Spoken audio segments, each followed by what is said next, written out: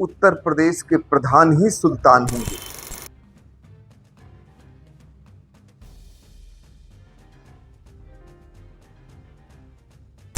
और जैसा अभी आपने कहा कि गांव का प्रधान सुल्तान बना रहेगा, ये अवसर पहली बार मिलने वाला है। ये पहली बार उत्तर प्रदेश के प्रधानों को ये अवसर मिला है। 42 साल से लगातार संगठन प्रधानों के हित में, प्रधानों की कठिनाइयों के समाधान में काम कर रहा है। बहुत अनुभवी नेतृत्व तो हमारे पास है कि राज्य सरकार को ये प्रस्ताव देना चाहिए कि प्रधानों को ही प्रशासक बनाया जाए। प्रधानों से सहयोग मांगा था 2022 में और उन्होंने कहा था कि 22 में मैं चुन करके आऊँगा तो उत्तर प्रदेश में ट्रिपल इंजन की सरकार चलाऊंगा। और ये यूपी के प्रधान हैं, 2027 में आपको रिटर्न गिफ्ट दे करके ये फिर से आपकी सरकार बना करके लाएंगे। जश्न और बधाई तो शुरू हो गई है। मैंने 2 दिन पहले ही प्रधानों से कहा था कि लड्डू के ऑर्डर कर लीजिए, नहीं तो लड्डू ढूंढे नहीं मिलेंगे। जिस पर आपका अधिकार नहीं है, जो विषय आपसे संबंधित नहीं है, उसकी चिंता छोड़ करके आपके जो दायित्व हैं उस पर आपको केंद्रित होना चाहिए।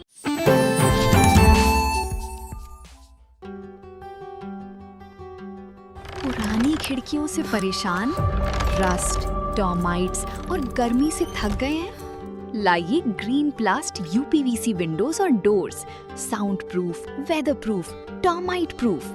खिड़की, दरवाजा, पार्टीशन, हर डिजाइन, हर size, made using German technology, आपके घर के लिए। हजारों घर पहले से बदल चुके हैं, अब आपकी बारी। Green प्लास्ट, Sitapur, UP. कॉल करें 7072422906। अपने घर को बेटर बनाओ।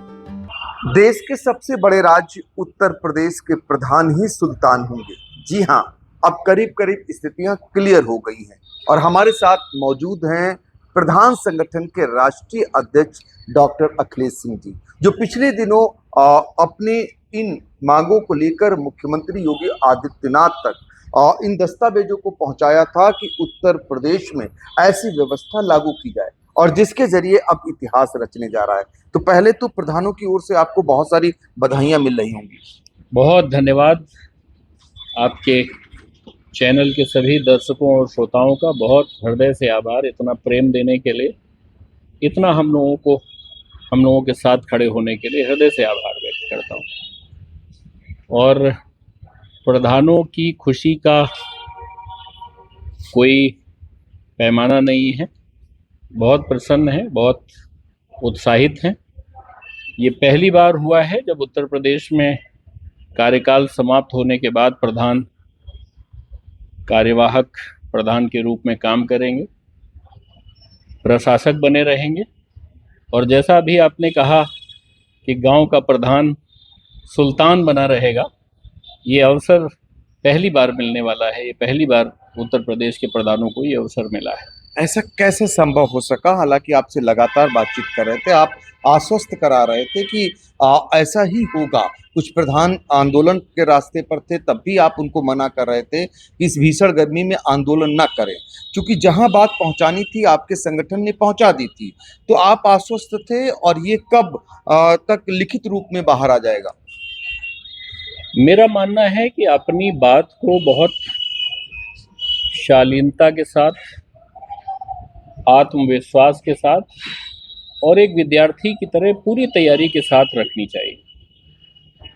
राष्ट्रीय पंचायती राज ग्राम प्रधान संगठन ने मांग करने से पहले भारत के विभिन्न राज्यों की व्यवस्थाओं का अध्ययन किया और उसमें ये निकल करके आया कि भारतीय जनता पार्टी की सरकारों ने 3 राज्यों में ये निर्णय लिया था। मध्य प्रदेश में प्रधानों को प्रशासक बनाया गया, उत्तराखंड राज्य ने ये निर्णय लिया और राजस्थान की सरकार ने प्रधानों को प्रशासक बनाने का निर्णय लिया था। इसके साथ ये देखा गया कि 2021 में जब प्रशासक सरकारी लोगों को बनाया गया था, एडीओ पंचायत को बनाया गया था, तो उस समय क्या कठिनाइयां आई, उनका अध्ययन किया गया, उनकी रिपोर्ट्स देखी गई। और तीसरा, समस्या के साथ जब आप सुझाव और समाधान किसी के सामने रखते हैं तो संभावनाएं अपने आप बढ़ जाती हैं। राष्ट्रीय पंचायती राज ग्राम प्रधान संगठन की पूरी बौद्धिक एक टीम है जो अध्ययन करती है, जो जानकारी करती है। 42 साल से लगातार संगठन प्रधानों के हित में, प्रधानों की कठिनाइयों के समाधान में काम कर रहा है। बहुत अनुभवी नेतृत्व हमारे पास है और हम सब लोगों ने अलग अलग एक साथ बैठ करके परिचर्चा करने के बाद ये निर्णय लिया कि राज्य सरकार को ये प्रस्ताव देना चाहिए कि प्रधानों को ही प्रशासक बनाया जाए। हम लोगों ने बस्ती बस्ती, द्वारे द्वारे इस बात को रखा। 2 अप्रैल को ये सिलसिला शुरू हुआ और पंचायती राज विभाग के प्रमुख सचिव को हम लोगों ने निदेशालय में मिल करके उनको इस बात से, इस विचार से अवगत कराया गया। विभाग के निदेशक को इस बात से सहमत किया गया, उनके स्तर पर चर्चा की गई। 20 अप्रैल को उत्तर प्रदेश के यशस्वी मुख्यमंत्री आदरणीय योगी आदित्यनाथ जी के साथ संगठन के प्रदेश अध्यक्ष ललित शर्मा जी ने बात की। उसके बाद उनके सलाहकार अवनीश अवस्थी साहब को मिलकर के हम लोगों ने ये ब्रीफ किया। माननीय मंत्री ओम प्रकाश राजभर जी के साथ इस पर चर्चा हुई, उनको भी ये विचार दिया गया। और इन सब चीज़ों के साथ देखिए, सरकार संगठन के नेतृत्व में चलती है, संगठन के मार्गदर्शन में चलती है। हालांकि उत्तर प्रदेश अब अपवाद बनता जा रहा है। यहाँ के यशस्वी मुख्यमंत्री स्वयं समर्थ हैं, निर्णय लेते हैं, समझते हैं, सुनते हैं। हम लोगों ने भारतीय जनता पार्टी के प्रदेश अध्यक्ष जी से भी मुलाकात की। पंकज चौधरी साहब से 16 मई को बहुत लंबी, बहुत विस्तृत हम लोगों ने चर्चा की और उनको भी ये बताया कि 3 राज्यों में भारतीय जनता पार्टी की सरकारों ने ये प्रयोग कर लिया है जहां ये मॉडल सक्सेस रहा है। तो किसी तरह की कोई कठिनाई नहीं थी, किसी तरह का कोई व्यवधान नहीं था, कोई ऐसी बात निकल करके नहीं आई जिससे निर्णय प्रभावित होता है। इसलिए पहले दिन से ही हम लोग कॉन्फिडेंट थे। एक बात और मैं आपके दर्शकों के सामने बहुत दृढ़ता के साथ और विनम्रता के साथ रखना चाहता हूं। हमें याद है 15 दिसंबर 2021 को ग्राम उत्कर्ष समारोह का आयोजन लखनऊ में किया गया था जी। 2022 के चुनाव होने वाले थे, जैसे अभी 27 आ रहा है उसी तरह से 2022 आ रहा था जी। डिफेंस एक्सपो मैदान में प्रधान साथियों के साथ पंचायती राज व्यवस्था से जुड़े 2.5 लाख लोग इकट्ठा हुए थे। माननीय मुख्यमंत्री जी को मैंने उस मंच से 15 मांगे उनके सामने रखी थी। उन्होंने 15 की 15 घोषणाएं उसी मंच से कर दी और 5 साल का ये जो 2027 तक का उनका दरमियानी कार्यकाल है माननीय मुख्यमंत्री जी का, अभी उसमें काफ़ी समय बाकी है, लेकिन उन्होंने 15 में से 14 मांगे पूरी कर दी। एक मांग जो MG नरेगा का डोंगल है, अब तो वो जी राम जी बन गई है योजना, वो डोंगल भी निकट भविष्य में प्रधानों को मिल जाएगा। उन्होंने 100% जो वादा किया था वो निभाया। और मैंने देखा मुख्यमंत्री जी के व्यक्तित्व के बारे में, उनकी दृढ़ता के बारे में और उनके वचनों के प्रति जो उनकी ईमानदारी है, जो शब्दों के प्रति ईमानदारी है। उन्होंने अपने भाषण में कहा था कि वो उत्तर प्रदेश में ट्रिपल इंजन की सरकार चलाना चाहते हैं। प्रधानों से सहयोग मांगा था 2022 में और उन्होंने कहा था कि 22 में मैं चुन करके आऊँगा तो उत्तर प्रदेश में ट्रिपल इंजन की सरकार चलाऊँगा। माननीय मुख्यमंत्री जी ने अपने उस वचन को पूरा किया है। वो चाहते तो 2021 की तरह इस बार भी ADO पंचायत को प्रशासक बना सकते थे। पंचायत राज अधिनियम 1947 में स्पष्ट प्राविधान है प्रशासक बनाने का, पर उन्होंने चुने हुए लोगों पर विश्वास किया, अपने वचनों को निभाने का काम किया है। मैं आपके इस समर्थ मंच के माध्यम से, आपके इस चैनल के माध्यम से मैं मुख्यमंत्री जी को कहना चाहता हूँ, राज्य की सरकार को कहना चाहता हूँ, भारतीय जनता पार्टी को कहना चाहता हूँ, प्रधानों को आपने एक गिफ्ट दिया है, बिना कार्यकाल के सुल्तान बने रहने का। और ये यूपी के प्रधान हैं 2027 में आपको रिटर्न गिफ्ट दे करके ये फिर से आपकी सरकार बना करके लाएंगे। अभी हम लोग 27 मई को एक बैठक करने जा रहे हैं होटल क्लार्क अवध में। जी। राष्ट्रीय कार्यकारिणी के पदाधिकारियों को उसमें बुलाया गया है, प्रदेश की कार्यकारिणी को उसमें बुलाया गया है। जश्न भी मनेगा और बधाई भी देंगे सरकार को। जश्न और बधाई तो शुरू हो गई है। मैंने 2 दिन पहले ही प्रधानों से कहा था कि लड्डू के ऑर्डर कर लीजिए, नहीं तो लड्डू ढूंढे नहीं मिलेंगे। तो जश्न तो प्रधानों ने शुरू कर दिया है, जनता ने शुरू कर दिया है। वो शुरुआत है एक मंथन की। जी। मुख्यमंत्री जी ने अपना वचन निभा दिया, उन्होंने गिफ्ट दे दिया। अब रिटर्न गिफ्ट उनको कैसे दिया जाए, उसका क्या तरीका होना चाहिए।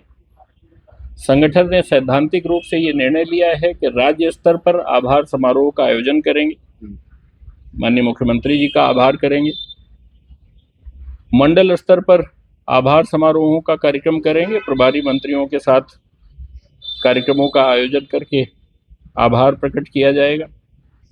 जनपद स्तर पर कार्यक्रमों का आयोजन करेंगे और जो जिले के वरिष्ठ लीडर्स हैं, जो वहाँ की टॉप ब्यूरोक्रेसी है, प्रधान साथी हैं और पंचायती राज व्यवस्था से जुड़े हुए जितने लोग हैं, उन सब लोगों के साथ बैठ करके इस संवेदनशीलता को, इस निर्णय को, इसकी पृष्ठभूमि को, मुख्यमंत्री जी के शब्दों को और शब्दों के प्रति जो उन्होंने ईमानदारी दिखाई, इन सब बातों का चर्चा हम लोग जैसे बस्ती बस्ती द्वारे द्वारे अपना एजेंडा लेकर के हम लोग घूम रहे थे, उसी तरह से इस निर्णय की पृष्ठभूमि और इस निर्णय में जो बहादुरी दिखाई गई है, जो दृढ़ता दिखाई गई, उसको लेकर के गांव गांव गली गली हम लोग जाने का काम करेंगे। पर 2 सवाल उत्पन्न होते हैं। एक तो समय पर चुनाव न हो पाने के कारण क्या मानते हैं, और दूसरा जो उम्मीदवार चुनाव लड़ने की तैयारी कर रहे थे उनके साथ अब उनको नहीं लगता कि उनके साथ एक अन्याय जैसा होगा?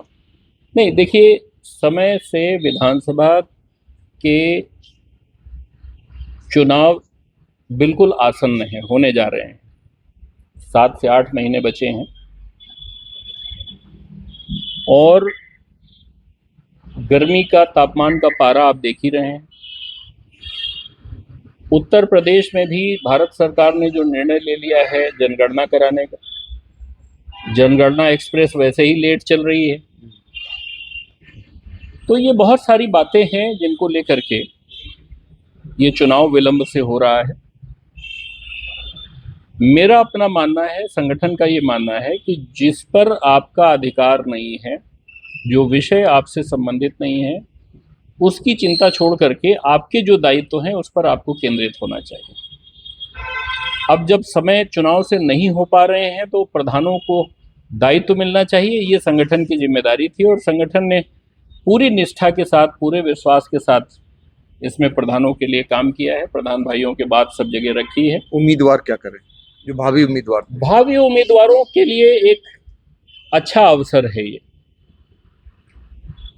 अगर बिना पद पर रहे हुए, बिना विचलित हुए जनता की सेवा नहीं कर सकते हैं तो उनको अपनी उम्मीदवारी पर ही दोबारा विचार करना चाहिए। ये सेवा का कार्य है, इसमें बहुत धैर्य की आवश्यकता है और बहुत जुनून और जज्बे की आवश्यकता है। तो मेरा अनुरोध है, जो संभावित प्रत्याशी हैं प्रधान पदों के, और पंकज जी, इसको सिर्फ प्रधानों के चुनाव से ही नहीं देखना चाहिए। ये दुनिया की सबसे बड़ी इलेक्टोरल सेक्टर है, दुनिया का सबसे बड़ा इलेक्टोरल सेक्टर है। उत्तर प्रदेश के पंचायतों के चुनाव दुनिया में सबसे बड़े चुनाव हैं। 7,25,000 से ज़्यादा पदाधिकारी इस चुनाव में चुने जाते हैं। तो ऐसी स्थिति में जहां इतनी बड़ी संख्या पदाधिकारियों की है, वहां जाहिर सी बात है प्रत्याशियों की संख्या भी बहुत ज़्यादा होती है, और जहां प्रत्याशियों की संख्या ज़्यादा होती है वहां जनता की मलाई होती है, जनता के लिए अवसर होता है। तो प्रत्याशियों के लिए ये अवसर है कि ये जो समय उनको मिला है, इसमें वो अपने आप को और साबित करें और स्थापित करें जनता के बीच। और जनता के लिए भी एक ये अवसर है, मतदाताओं के पास ये अवसर है कि जो संभावित प्रत्याशी हैं उनको प्रशिक्षण दें। बहुत दिनों से वोट लोग दे रहे हैं, अनुभवी मतदाता हैं, अनुभवी लोग हैं, वो सिखाएं, लीडरशिप विकसित करें प्रत्याशियों में कि कैसे एक मैच्योर लीडर के तौर पर जब ये प्रधान चुन करके आए तो सेवा में कोई कठिनाई नहीं हो, धैर्य धारण करें और एक अच्छे प्रशिक्षण के बाद चुन करके आए, ये मैं राय देना चाहता हूँ। जी, सवाल मेरा वही है कि जो ये सुल्तान बने हैं प्रधान, ये कब तक इनका कार्यकाल रहने वाला है? जनगणना की कार्यवाही पूरी होने के बाद लगभग 3000 से ज्यादा नई ग्राम पंचायतों का गठन होगा। कुछ एक सैकड़े में क्षेत्र पंचायतों के और जिला पंचायतों के सदस्य पदों के सैकड़ों और हजारों की संख्या में पद बढ़ेंगे। ग्राम पंचायत सदस्यों की संख्या में वृद्धि होगी। सारी पंचायतों की जहां से निकल करके ये नई पंचायतें बनेंगी उनकी बाउंड्रीज चेंज होंगी, इसलिए पंचायतों का पुनर्गठन करना पड़ेगा। पुनर्गठन करने के बाद फिर उनका आरक्षण और आरक्षण के बाद चुनाव। समय लगेगा और लंबा समय लगेगा। मुझे लगता है कि प्रधानों का ये जो दायित्व है इसका निर्वहन उनको लंबे समय तक करना पड़ेगा और इसके लिए अपने आप को प्रधानों को तैयार करना चाहिए। तो देखिए, एक तो प्रधान सुल्तान बन गए हैं, बस मुख्यमंत्री योगी आदित्यनाथ जी ने हरी झंडी तो दे ही दी है, बस आदेश आना बाकी है। उससे पहले जैसा ये संभव हो सका है, हम राष्ट्रीय अध्यक्ष प्रधान संघ डॉक्टर अखिलेश सिंह जी से बातचीत कर रहे थे, लेकिन आपने जो बहुत महत्वपूर्ण जानकारी दी है, सुल्तान आपको लंबे समय तक रहना है, इस बीच आपकी जिम्मेदारियां बढ़ जाती हैं और क्या कुछ अमूलचूल परिवर्तन होने वाला है ग्राम पंचायतों में आपकी संख्या में, इसकी भी जानकारी आपने दे दी है।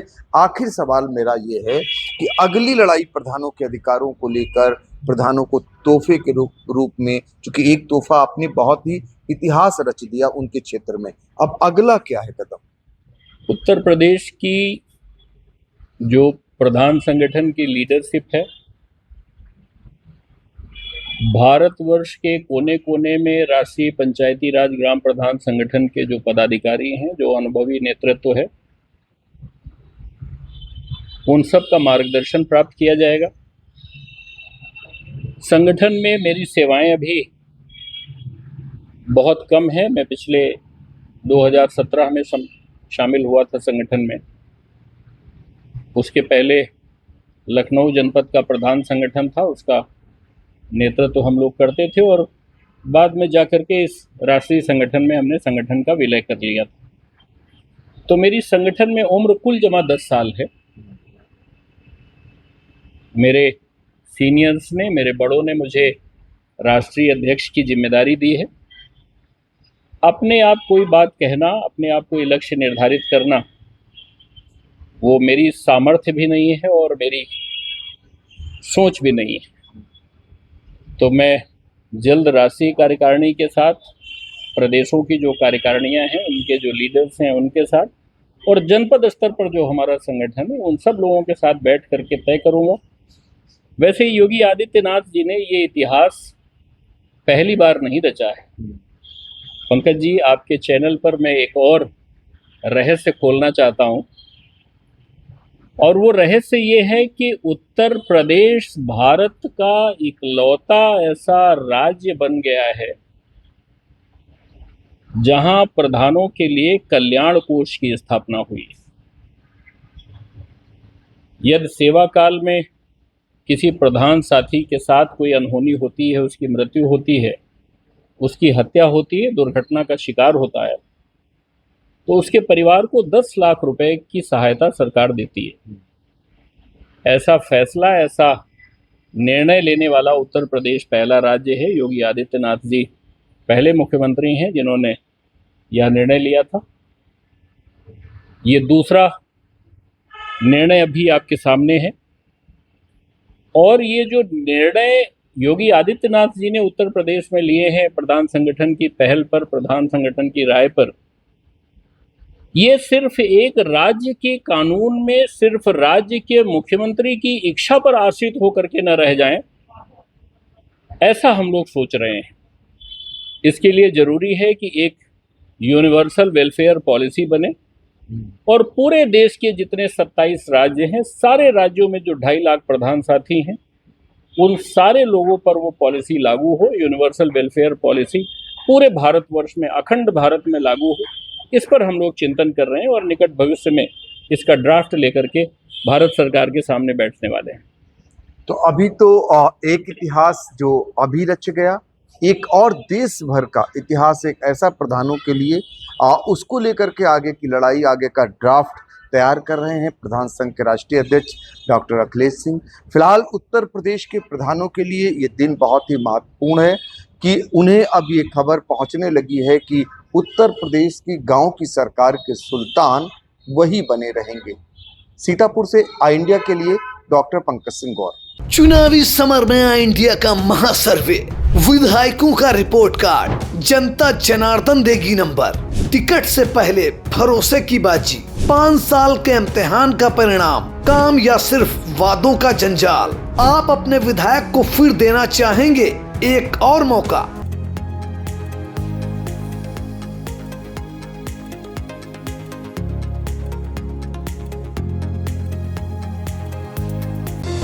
Sagar School is a place where we ponder our kids with care and creativity. We provide students the room to explore their imaginations and enhance their education.